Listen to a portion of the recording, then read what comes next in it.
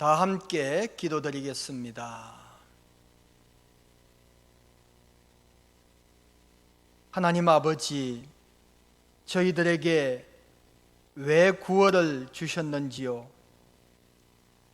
이 구원에는 오롯이 향기롭게 하여 주옵소서.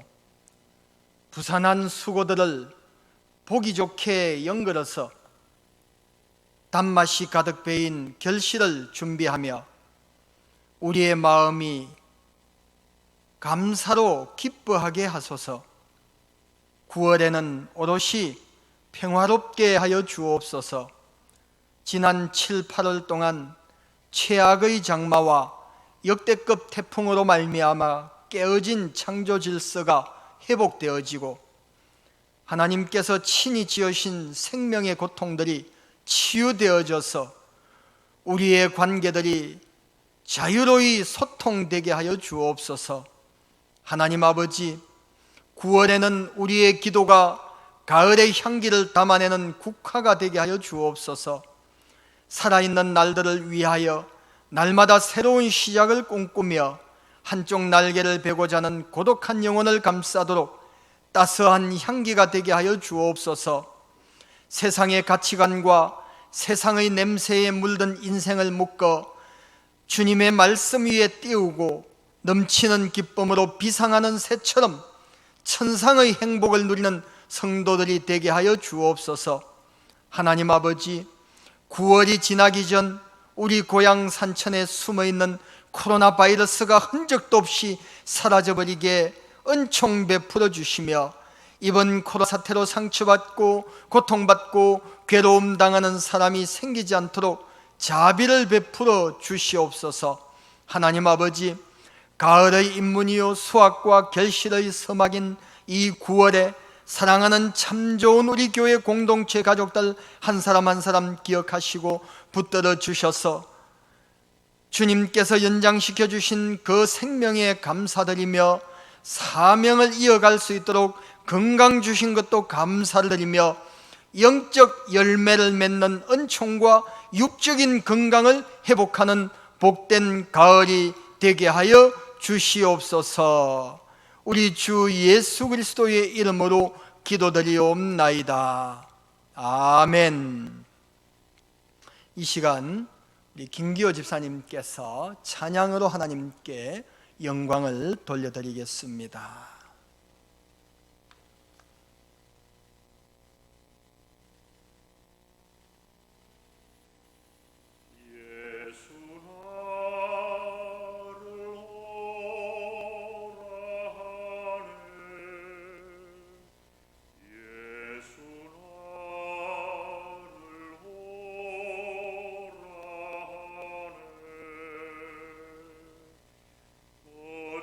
어디든지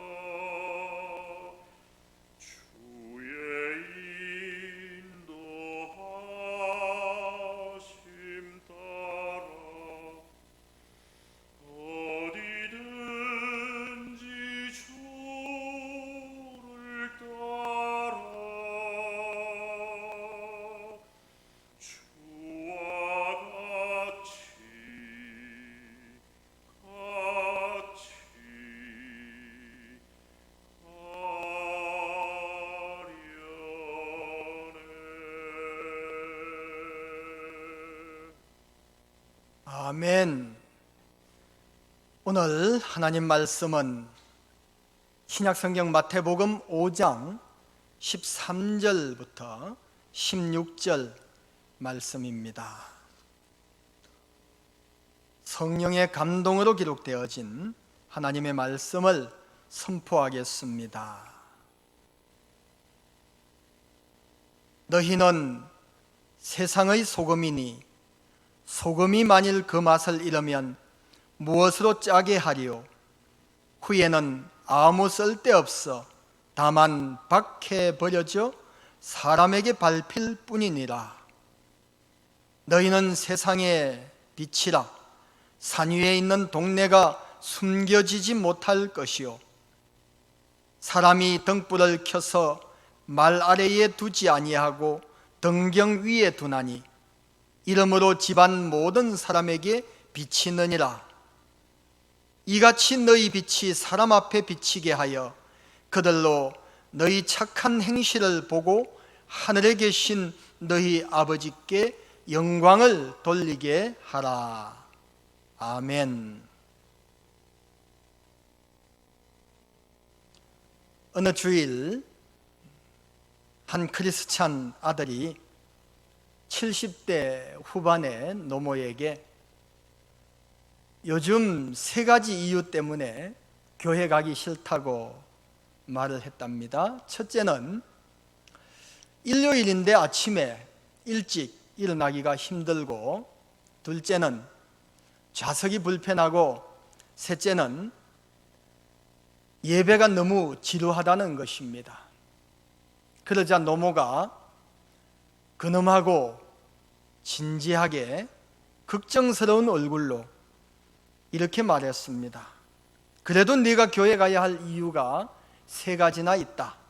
첫째는 교회 가는 것은 너의 선택이 아니라 하나님의 명령이며, 둘째는 교회를 가야 듣고 배우고 신앙이 성장하기 때문이며, 마지막 정말 네가 반드시 교회를 가야 하는 이유는 네가 바로 그 교회의 담임 목사이기 때문이다.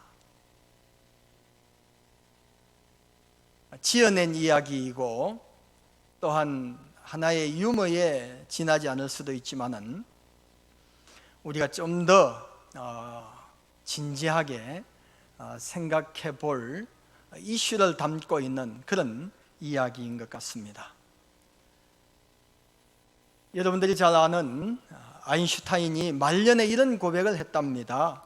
나는 젊었을 때 교회를 경멸하고 무시했었다. 그러나 내 조국이 어려워졌을 때 교회는 우리 유대민족의 유일한 희망이었고 소망이었고 안식처였다. 내 나이 먹어 석양역에 교회 외에 내 영혼의 위로를 경험할 수 있는 어떤 곳도 찾지 못했다. 나는 이제 그리스도와 교회로 돌아온다. 요즘 주변에 많은 사람들이 걱정스럽다는 말을 많이 합니다. 교회 걱정과 나라 걱정, 이게 주된 내용입니다. 이 나라가 정말 나락으로 떨어질 것인가? 이 교회가 정말 다시 회복될 수 없는가? 이런 걱정들을 많이 합니다. 그래도 나는 아직 희망이 있다고 생각합니다. 이것은 박은조 목사님이 지은 책의 제목이기도 합니다. 그래도 교회가 희망이다. 그래도 교회가 희망이다 라는 말이 사람들 입에서 종종 오르내리기도 합니다. 아물랬던 조선 말기 이 땅에 선교사들이 찾아와 교회를 세웠습니다. 그 작은 기독교인들이 일제에 맞서 3.1 운동의 주역이 되었고, 선교사들은 학교를 세워 민족을 깨웠고, 병원을 세워 병든 우리 백성들을 치료하였습니다. 성경 번역을 통해서 죽어있던 한글을 살렸고, 버려진 사회적 약자와 환자를 돌보면서 의료뿐만 아니라 농업기술을 전수함으로써 그 기술이 농민들에게 전수되기도 했습니다. 그들이 기른 유관순, 조만식, 남궁옥, 김구, 서재필, 안창호 등의 인재들이 각 분야에서 활약했고, 건국의 기초를 놓았습니다. 인구 중 3% 미만이었던 기독교인들이 이 나라를 구했던 것입니다. 여러분, 디아스포라라고 하죠. 디아스포라라는 뜻은 세상 속에 흩어진 씨앗이라는 의미가 있습니다. 디아는 흩어지다라는 뜻입니다. 스포라는 씨앗이라는 말이죠. 세상에 하나님이 뿌려놓은 하나님 나라의 씨앗과 같은 존재가 바로 이 디아스포라입니다. 우리는 주로 흩어진 유대인들을 디아스포라라고 부르는데, 사실은 이 땅 위에 있는 지상교회가 디아스포라입니다. 혹 인생이 절망 속에 죽은 존재와 같이 살아갈 때가 많지만은, 진정 그리스도인들은 결코 죽지 않는 디아스포라입니다. 왜냐하면 우리의 존재 안에 생명의 씨앗, 예수 그리스도의 복음이 담겨져 있기 때문입니다. 사실 씨앗은 크기, 색깔 혹은 그 종자, 종류, 이런 것으로 그 가치가 결정되지 않습니다. 오로지 씨앗은 살아있는가 죽었는가, 거기에 의해서 가치가 결정이 됩니다. 그 씨앗 속에 생명이 있느냐 없느냐 하는 문제로 그 씨앗의 가치가 결정된다는 것입니다. 아무리 화려하고 아무리 크고 아무리 좋은 종자의 씨앗일지라도 그 안에 생명이 없는 씨앗은 무가치합니다. 그러나 비록 볼품없고 마치 썩은 것처럼 보이고 삐쩍 말라 비틀어진 것처럼 보여도 그 안에 생명이 있는 살아있는 씨앗은 너무나 귀한 가치를 가지고 있는 씨앗인 것입니다. 우리 그리스도인들 안에 생명의 씨앗이 자라고 있다면 우리 그리스도인들은 절망 속에서도 절대로 망하지 않을 것입니다. 우리 교회 안에 생명, 복음의 씨앗, 생명의 씨앗이 있기 때문에 그래도 교회는 희망인 것입니다. 그래도 교회야말로 이 세상의 유일한 희망일 수 있는 것입니다. 하나의 우스갯소리 같지만은 희망을 해석하자면 희한하게도 망하지 않는 게 희망이다, 이렇게 보지 않습니까? 희망, 희한하게 망하지 않는 게 희망이다, 그런 의미로 볼 수도 있습니다. 독일의 철학자인 에른스토 블로흐는 교회를 세상에 희망을 주는 공동체라고 불렀습니다. 헬리나우에는 교회는 노예에서 해방되어 자유를, 암흑에서 해방되어 빛으로, 죽음에서 해방되어 생명으로 부름받은 하나님의 사람들이 모인 공동체라고 그렇게 설명했습니다. 아픔 대신에 위로와 소망을, 상처 대신에 나음을 입는 곳, 비난과 미움 대신에 용서와 화해가 있는 곳, 그곳이 바로 교회인 것입니다. 남녀노소 구분 없이 하나님을 찬양하며 영광스러운 하나님의 임재를 경험하며 하늘문이 열리는 은혜의 물줄기가 터지는 역사가 일어나는 곳이 교회입니다. 그러므로 교회가 이 세상의 유일한 희망입니다. 그래도 교회가 희망이라는 사실입니다. 교회만이 유일한 희망입니다. 암울한 이 시대에, 혼란스러운 이 시대에, 참으로 소망이 보이지 않는 이 시대에 이 땅 위에 있는 교회들이 이 세상의 희망이 되어야 합니다. 왜냐하면 그것은 하나님의 뜻이요 하나님의 명령이기 때문입니다. 교회의 사명이기 때문입니다. 교회는 빛으로 소금의 역할을 감당하기 위해서 이 땅에 서 있는 것입니다. 참 좋은 우리 교회 형제자매 여러분, 그리고 여러분들이 교회입니다. 여러분 한 사람 한 사람들이 교회입니다. 여러분이 영광스러운 하나님의 교회입니다. 그러므로 여러분이 바로 희망인 것입니다. 여러분이 교회이고 교회가 이 세상의 희망이라면 바로 여러분이 또한 이 지상의 빛으로 소금으로 희망이 되어야 한다는 사실입니다. 이 혼란스러운 이 시대의 희망은 바로 여러분들이라는 사실을 여러분들이 기억하시고 이번 한 주간도 하나님의 말씀과 함께 기도하며 이 지상에 희망되는 삶을 살아가시기를 주님의 이름으로 간절히 소망합니다.